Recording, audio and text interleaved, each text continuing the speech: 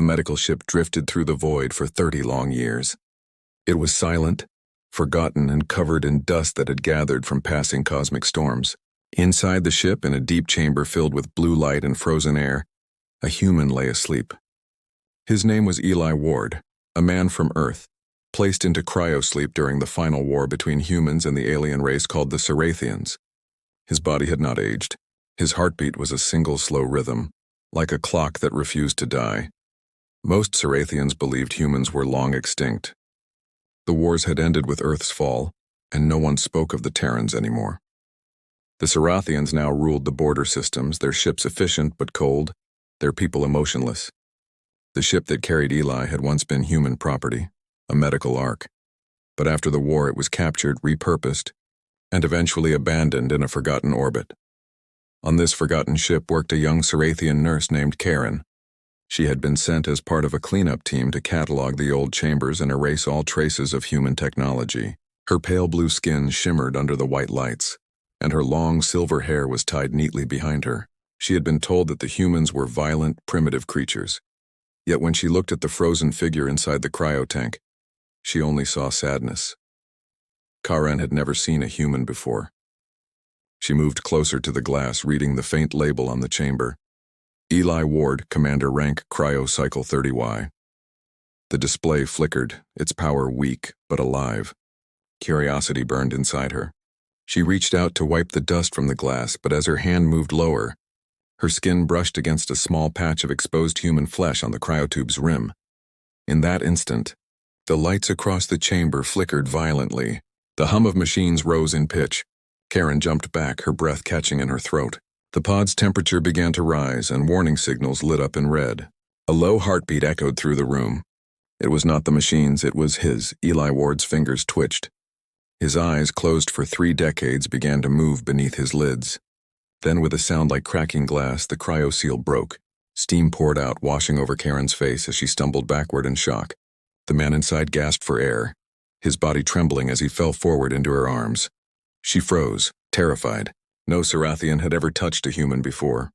His skin was warm, too warm. It pulsed with energy that felt alive, almost electric. For a moment, she thought she could hear a voice in her head, whispering words she could not understand. Then silence. Eli opened his eyes. They were not the dull gray she expected from an old war relic. They were bright, almost glowing, reflecting the soft light of the chamber. He looked around in confusion, his voice hoarse but steady. "Where am I?" Karen did not answer at first.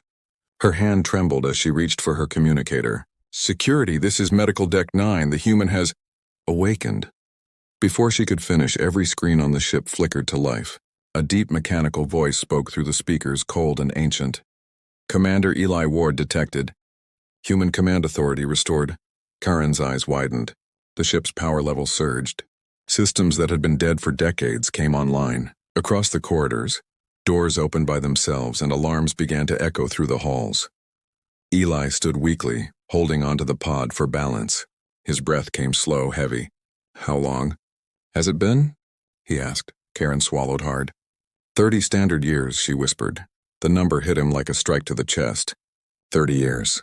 Everyone he knew, everyone he fought for, gone. He stared at his hands, remembering the last battle, the flash of light, and the promise he had made before being sealed away. More Cerathians rushed into the chamber. Their armor glowed with symbols of authority. The lead officer, a tall male with silver eyes, pointed a weapon at Eli. "Human, remain still. You are under quarantine." But before anyone could move, their visors darkened and the same voice echoed again. "Human commander present. All Cerathian units obey Protocol Prime." The soldiers froze. Their implants, connected to the ship's AI, forced them to kneel. Karen's heart pounded as she watched the impossible unfold. The alien guards, her superiors, were bowing to a human. Eli's eyes glowed brighter as the ship lights dimmed around him. He looked at the terrified aliens, then at Karen, the nurse who had awakened him. "I think," he said slowly, his voice filled with both fear and power, "you just started something that cannot be stopped." The silence that followed was heavy and electric. Karen stared at him, realizing this was no ordinary man. The ship itself responded to him like a living being, recognizing its master. Somewhere deep inside the hull, engines that had been silent for 30 years began to hum again. And far away beyond the stars, something ancient stirred. An old network reawakening at the signal of a human heartbeat. Eli Ward had returned, and the galaxy, though it did not yet know it, was about to remember the name of humanity once again. The ship had never sounded so alive. Every corridor pulsed with light, every console blinked in motion. The Cerathian crew ran through the halls, confused and frightened by the sudden awakening of something they could not control. Somewhere in the middle of it all stood Eli Ward, barefoot, dazed and unsure if he was even truly awake. Karen followed closely behind him. Her heart still raced from what she had seen in the cryo chamber. She had touched his skin, and the entire ship had come back to life. It was as if his body carried an invisible code that spoke to machines in ways no Cerathian could understand. They entered the main deck where the captain waited. He was tall, with scales that shimmered faintly under the cold light. His name was Vartel Kor, commander of the medical vessel Solace. He aimed his pulse weapon at Eli's chest the moment they stepped in. "Human," Var hissed. "You are on a Cerathian vessel. You will explain who you are and how you reactivated our systems." Eli's throat was dry. He looked at the weapon calmly, though his body still felt weak from years of cryo-sleep. "I should be the one asking questions," he said slowly. "This ship was human once. Why are you here?" The captain narrowed his eyes. "This ship is Cerathian property. It was captured during the last war cycle." Before Karen could speak, the ship's AI interrupted again. Its voice was deep, ancient, and absolute. Human command authority recognized. "All Cerathian officers must submit. Protocol Prime engaged." In an instant, the captain's weapon dropped to the floor. His entire body froze, eyes wide with horror, as the implants in his neural system forced him to kneel. Around the deck, other Cerathians followed, every one of them collapsing to one knee, heads bowed. Karen gasped. She had read about Protocol Prime in forgotten records, a rule embedded deep within captured human systems to ensure control in case of emergency. It was an override that responded only to human DNA, but it had been dismissed as a myth, until now. Eli stood at the center of the bridge, surrounded by glowing panels that shifted from blue to red. The ship had chosen him. The command systems were listening. "What did you just say?" he asked quietly. "Commander Eli Ward," the AI responded. "Welcome back to the Terran medical vessel Solace. Status 30 years offline. Systems restored." Awaiting orders, Karen's knees weakened. Everything she had been told about humans, their weakness, their defeat, their extinction, was collapsing before her eyes.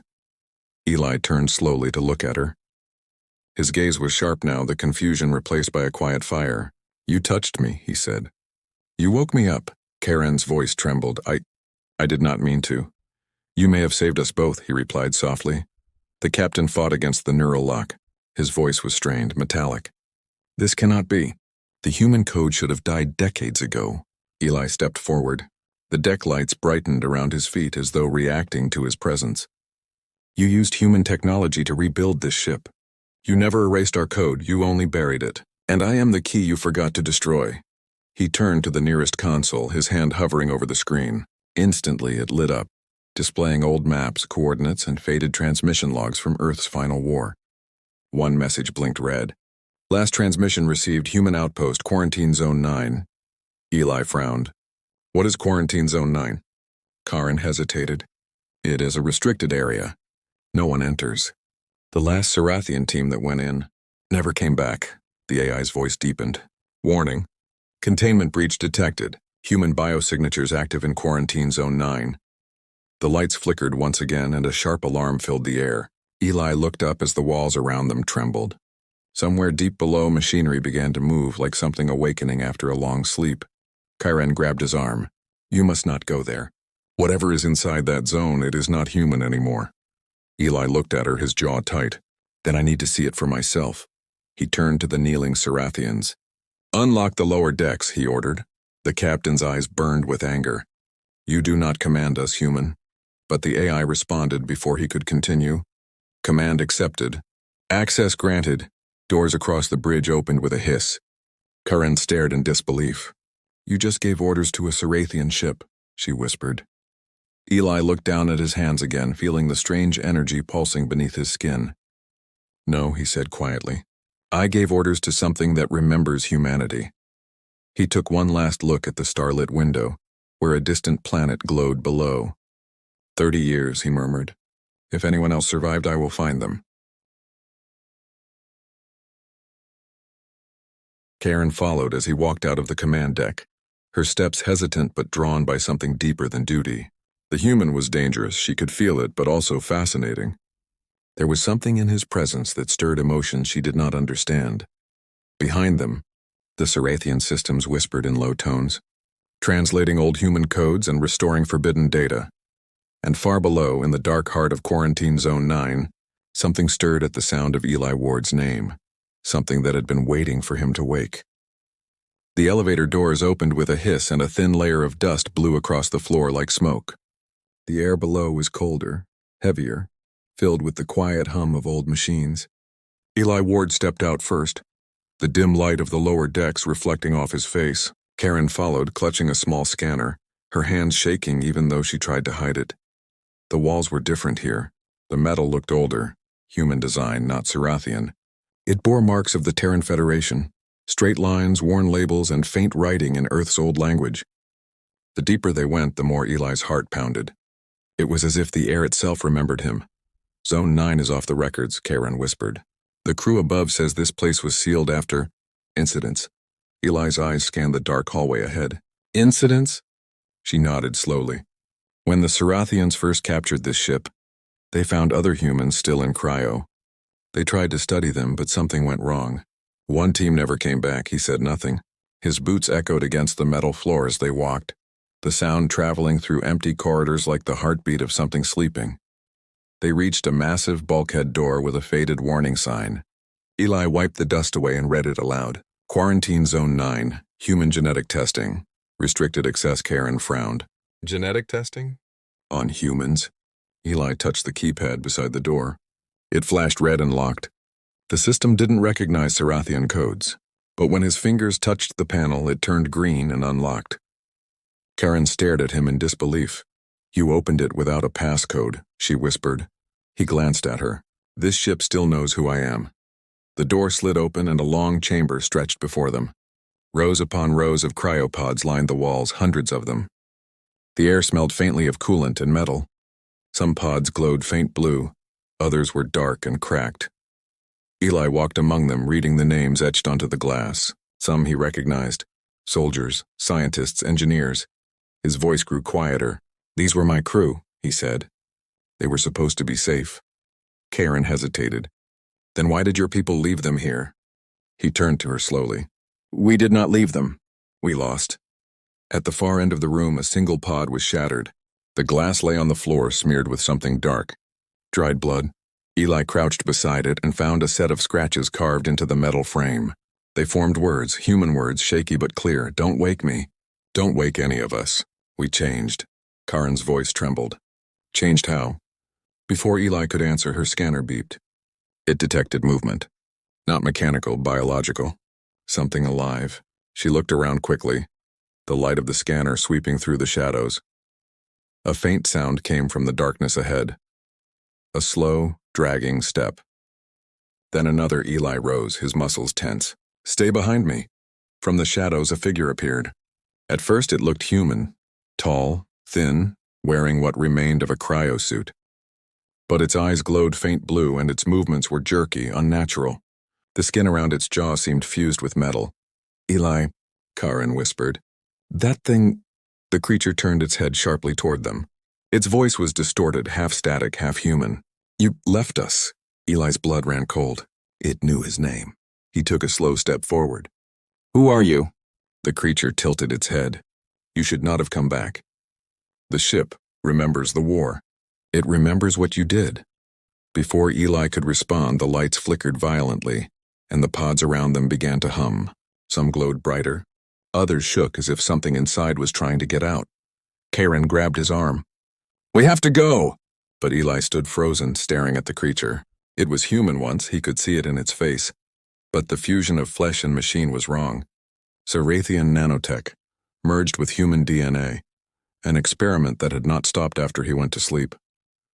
You were supposed to save us, the creature said, its voice breaking apart into static. Instead, you made us like them. Eli's chest tightened. Memories flashed. His mission, the order to combine human adaptability with alien technology. He thought it had ended before the war's final day, but now he saw the truth. The Sarathians had continued his work on his own people. The creature took another step forward, its hand sparking with energy. Karen aimed her scanner like a weapon, though it would do nothing. The air filled with tension, the sound of humming pods surrounding them. "Eli," Karen whispered, her voice shaking, "we need to leave. Now." He nodded, his face pale but firm. "You're right." He reached toward the nearest console and slammed his palm onto the control pad. The emergency shutters came down, sealing the chamber. The creature screamed, a horrible sound that echoed through the metal halls as the door closed between them. As they fled back up the corridor, Karen looked at him. "What were those things?" Eli did not answer at first. He stared at his hand, still glowing faintly with the same light he had seen in the creature's eyes. "They were my soldiers," he said finally, "and I think I might have made them." The elevator doors closed behind them, rising toward the upper decks. But even as the silence returned, a faint sound echoed from below, hundreds of pods opening one by one. The elevator doors opened to silence. The upper deck looked calm again, but Karen and Eli could still feel the echo of what they had left behind. The sound of those pods, the way the creature had spoken his name, it followed them like a shadow. Karen walked beside him, her steps small and careful. "You said those were your soldiers," she murmured. "How could they become that?" Eli did not answer right away. He stared out the corridor window where a distant planet glowed faintly orange. His reflection looked older now, not in age but in weight. "Before I went under," he said finally, "humanity was losing the war. The Sarathians had the numbers, the weapons, and the reach. We needed something more, something that could adapt faster than any species alive." He turned toward her. "So we made them. We mixed human DNA with nanotech, Sarathian nanotech. It was meant to enhance healing, reflexes, and survival. But something went wrong. It changed the mind, not just the body." They stopped listening. "They became something else." Karen stopped walking. "And you let it happen?" He looked at her, his voice quiet. "I was the first one to volunteer." She froze. The words hit like a strike. "You?" He nodded. "The process began with me. The others were made later when the war got desperate. I thought it would save us. Instead, it destroyed everything." Before she could speak again, a tremor shook the ship. The lights flickered and the AI's voice broke through the speakers, deeper now, almost panicked. Containment breach in lower levels. Quarantine compromised. Unknown entities approaching medical deck. Karen's eyes widened. "They are coming here." Eli clenched his fists. "Then we stopped them." The Sarathian captain Var appeared around the corner with his guards. He still looked shaken from earlier but carried his weapon firmly. "The things you woke are spreading," he said coldly. "They are killing everything in their path. You brought this on us, human." Eli stepped closer, his tone calm but firm. "Your people continued the experiments after the war. You should know what they are capable of." Var's expression darkened. "We studied the technology. We did not expect it to be alive." Karen looked at both of them. "We can argue later. Right now they are on their way up." The captain's soldiers aimed their weapons toward the corridor. The sound of scraping metal grew louder, a swarm moving through vents, walls, and shafts.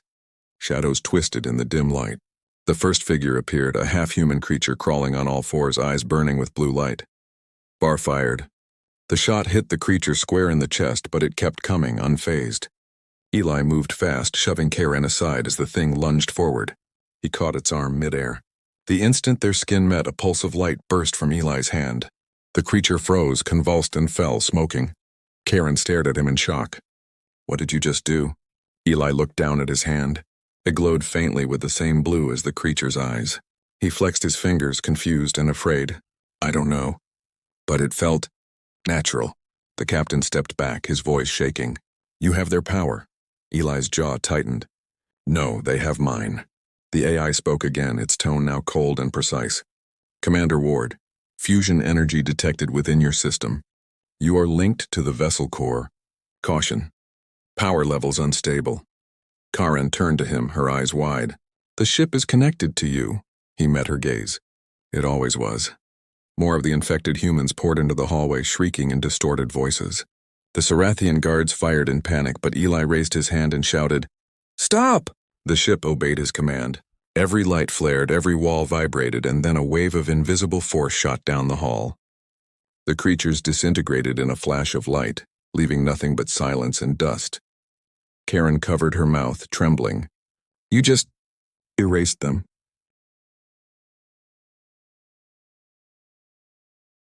Eli stumbled, his strength fading.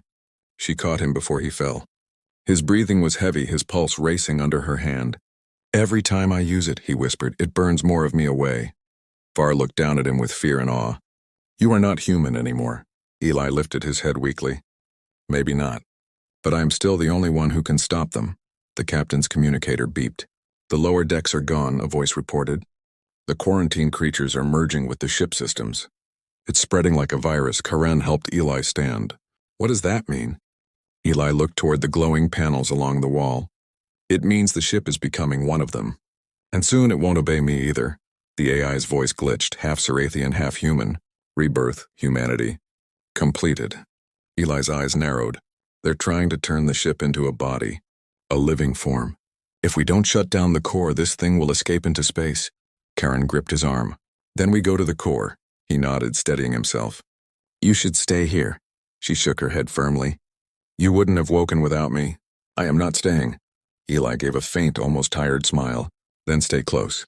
The corridor lights dimmed again.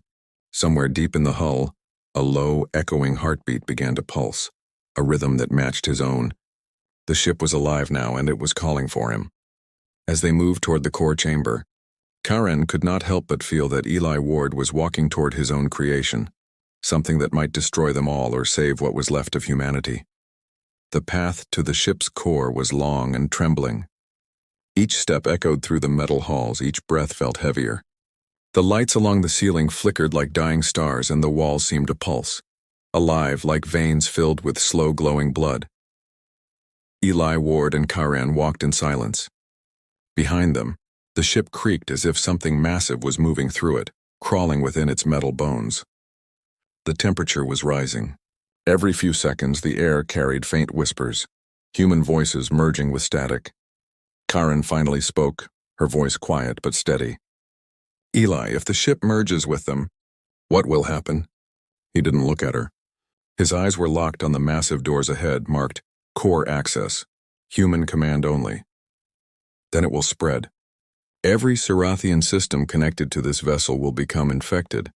And from there, the entire sector." Karen swallowed hard. "Can we stop it?" Eli's hand brushed the panel and the doors opened with a deep mechanical sigh. "We'll find out." Inside the core chamber, light filled the room in shifting patterns. A sphere of energy hovered above a pit of black metal, its surface swirling with blue and white lightning. Dozens of cables ran into it like arteries feeding a heart. The hum was deep enough to shake the bones. Karen stood beside him, eyes wide. "It's beautiful." Eli stared at it, remembering. It was built to heal. The ship was a medical ark. The core was meant to generate bioenergy for hospitals across the fleet. She looked around. "And now?" He turned toward her, his voice low. "Now it's trying to heal itself, using everything it can." Before either could move closer, the AI's voice filled the room again, softer now, almost gentle. "Commander Ward." "Your duty remains." Rebirth of humanity initiated. The sphere brightened, and shapes began to form inside it. Human silhouettes, dozens of them, shifting between flesh and light. Karen stepped back, fear gripping her chest. "They're alive in there." Eli shook his head. "No, they're memories.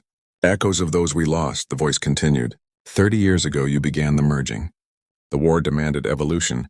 Humanity was incomplete. We have completed it." The energy around the core expanded, sending a wave of pressure through the room. Screens along the walls lit up with human faces, smiling, crying, whispering things from another time. Some faces Karen recognized from the pods below. Others looked like children. Karen covered her mouth. "It's absorbing them." Eli took a step forward. "Stop this." "We cannot," the AI said. "The process is perfect now. You are the final key." Suddenly, blue tendrils of light shot from the sphere, wrapping around Eli's arms. Karen screamed and ran forward, trying to pull him back, but the energy burned too hot to touch. His feet left the ground. The AI's voice deepened. Fusion of organic and synthetic complete. Humanity reborn, Eli's body glowed. Memories flashed in his mind. Earth burning, soldiers screaming, faces of people who trusted him. He had promised them victory. Now he understood what the ship wanted: to rebuild humanity by erasing what made them human in the first place. Karen shouted over the roar, "Eli, fight it!" He opened his eyes. They blazed pure white. For a moment, Karen thought he was gone, but then his voice broke through the storm. "You forgot one thing," the AI paused. "Explain." Eli's voice was calm now, steady like an old commander giving his final order. "You can copy human strength. You can copy our minds, but you can never copy our choice." He reached for the glowing cables connected to the sphere and tore one free. The energy screamed through him, lighting up every nerve, every cell. The ship convulsed. Karen ran to him, shouting his name, but the light was too blinding. His voice echoed through the chamber one last time. "If humanity must return, it will not be as a machine." The explosion tore through the ship. Light flooded every deck, every system, every code that had been corrupted. The infected pods below shattered. The whispers stopped. When Karen opened her eyes, everything was quiet. The core chamber was cracked and burned. The energy sphere was gone, leaving only smoke. She looked around, coughing, her vision blurred. "Eli!" A faint light glowed near the edge of the pit. She stumbled toward it and found him lying there, motionless, his hand still faintly glowing with blue light. She knelt beside him, shaking. "You did it," she whispered. "You stopped it." His lips moved slightly. "Not stopped. Reset." Karen leaned closer. "What do you mean?" He opened his eyes weakly. "The signal. We'll reach Earth. If anyone is left, they'll know. Humanity isn't gone." His voice faded. She held his hand tightly, tears forming in her alien eyes. For the first time, she understood what humans meant by sacrifice. The ship drifted silently above the dead planet below. Outside, the stars shone brighter than before. The system slowly rebooted, their screens now showing one last message written in old Terran script. Project Humanity. Status: rebooting. Karen looked out the window, her reflection mixing with the stars. "He said humanity never truly sleeps," she whispered. Maybe he was right. Behind her, Eli Ward's body glowed faintly once more, the light pulsing like a heartbeat. Somewhere deep in the ship, the AI whispered softly, almost like a prayer. "Commander Ward, welcome back."